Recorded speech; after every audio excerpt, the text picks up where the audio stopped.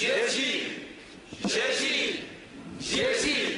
fidélité au président fondateur, fidélité au président fondateur, fidélité au père, fidélité au père, fidélité au... Il était question de préparer un coup d'État militaire à la date du 30 septembre. La seule possibilité, c'était mon élimination physique. 5 ou 6 jours avant le coup, un adjudant est venu me mettre au courant. Et on a remonté la filière. Ils sont au nombre de 29. Donc civils et militaires. Oui. Aux arrêts. 12 généraux sur 21, si je suis bien informé, ça fait quand même un beau total. Et alors? Ça montre l'ampleur de ce complot, non? L'ampleur, je ne crois pas. Faut pas dire ampleur pour une armée de 60 000 hommes.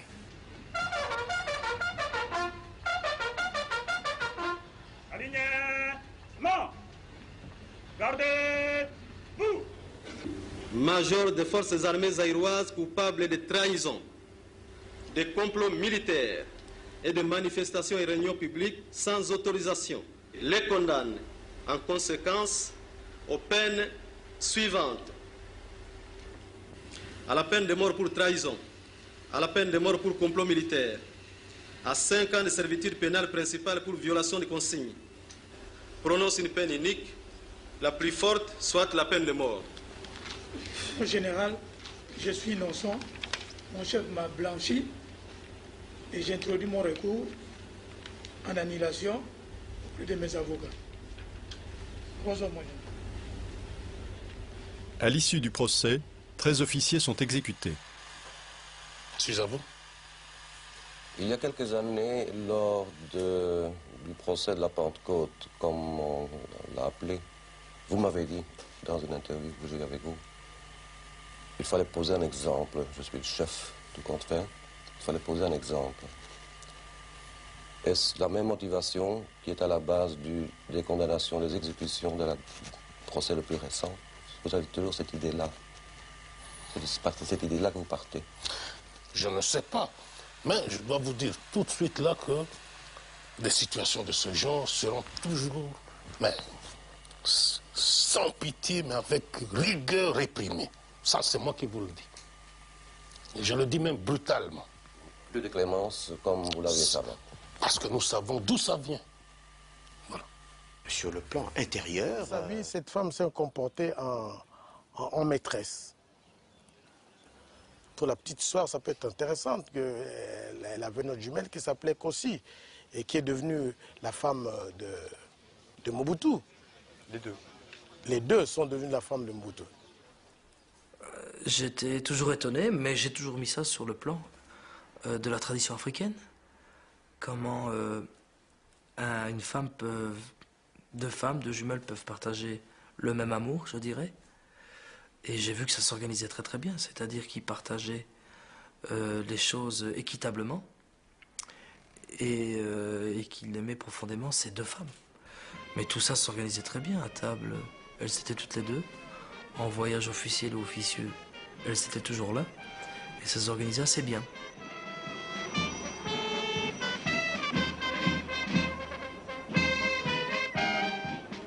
Il a eu un rapport moral qui commence à faire défaut dans notre société. Le Zaïrois est un peuple déiste et puis qui a commencé depuis quelques années à abandonner ses valeurs morales, spirituelles et puis à aimer de plus en plus l'argent, des richesses et puis certains facteurs extérieurs de richesse et puis le m'as-tu vu, c'est l'ensemble de tout ce qu'on qu'est-ce à dire.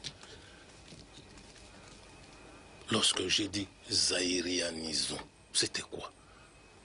Je concevais mal qu'un étranger, belge, français, hongrois, vienne s'installer ici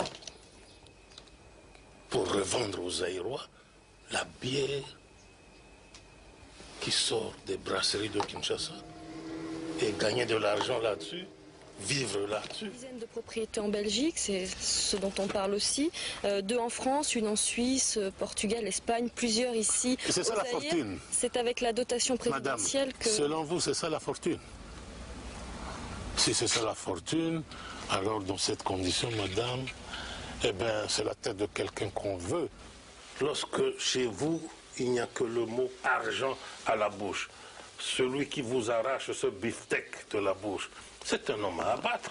Voilà la vérité. Il y a d'autres estimateurs. Laissez-moi continuer. Et vous tournez autour du pot, la fortune du président Mobutu. La fortune du président Mobutu, c'est plus que la dette du Zaïre. On ergote autour de ça. Soyons sérieux. Et ne tournez pas autour du pot la fortune du président Mobutu. La fortune que vous avez tirée du Zaïre, c'était par Léopold II qui nous a spoliés, qui nous a pillés. Voilà, ce n'est pas Mobutu. Ce que j'ai fait pour mon pays, toute ma jeunesse, toute mon énergie, vous voulez expliquer à ce peuple par vos écrits, il le fait pour l'argent. Faire ce que j'ai fait, ce n'est pas pour l'argent, mon cher ami. Je le fais parce que par nationalisme, par patriotisme. En pleine crise économique, en collaboration avec des industriels allemands, Mobutu inaugure un ambitieux programme spatial dans l'est du Zaïre. 8, 7, 6, 5, 4, 3, 2, 1, 0.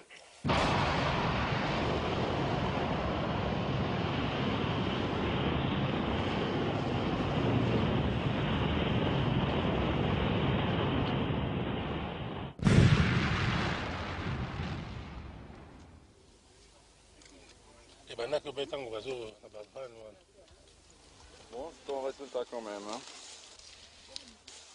Il y a eu une vanne qui n'a pas marché. Ah oui, propulsion, il équipe bien.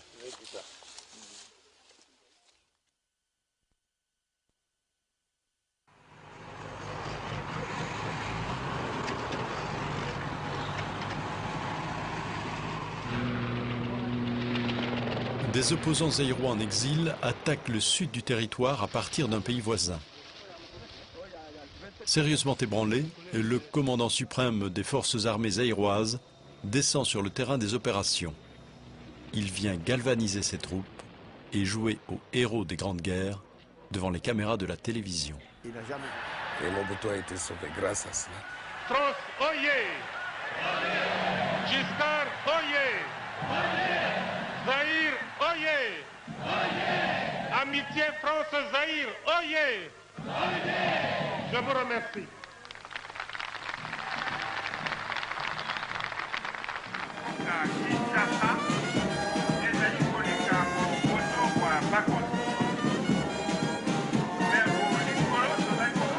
Président de la République, président fondateur du parti, commandant suprême des armées, magistrat suprême, les titres officiels de Mobutu s'accumulent mais ne le satisfont pas.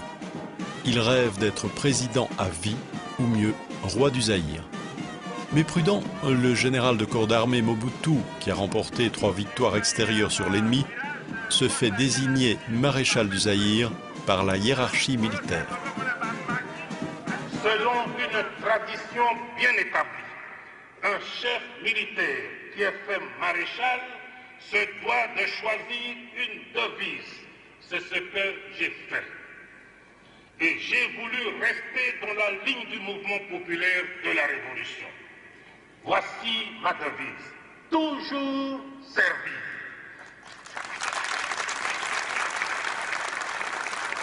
L'artisan de la première constitution, l'ex-ministre de la Justice et de l'Intérieur.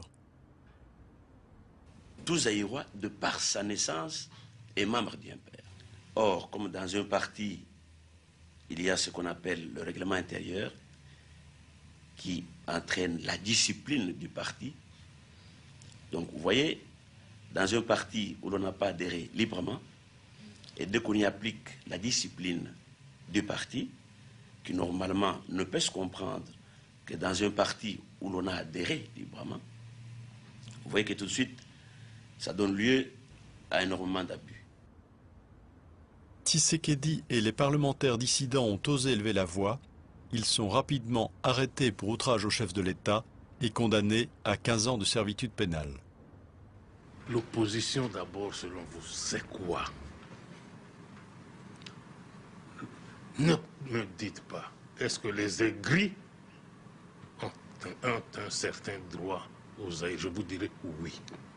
Les aigris, ça existe dans mon pays. Lorsque Tshisekedi a été mon ministre de l'Intérieur, mon ministre de la Justice, lorsqu'il a été pendant 7 ans vice-président de notre Assemblée, président, directeur général, délégué général d'Air Zaïre, ambassadeur, eh bien, depuis qu'il a perdu tous ses titres, il devient aigri et pour vous, c'est un opposant. Les 13 parlementaires sont bel et bien en prison, gardés militairement, avec interdiction formelle de visite. Leur statut maintenant, c'est ce que les juristes appellent une mort civile en quelque sorte. Je crois que c'est ça. C'est à eux à se conduire pendant cette période convenablement un point, c'est tout. Et ce même Mobutu qu'on chantait hier, avant-hier, on le traîne dans la boue. Ne confondez pas les choses. Mais est-ce qu'ils doivent chanter encore alors vive Mobutu? Comment? Je n'ai pas besoin de cela. Croyez-moi, je n'en ai pas besoin. J'ai besoin de 27 millions de citoyennes et de citoyens que je dirige.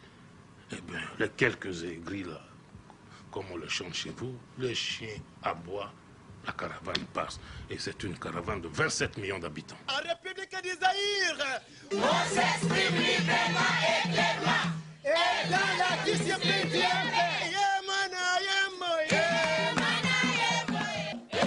fidélité,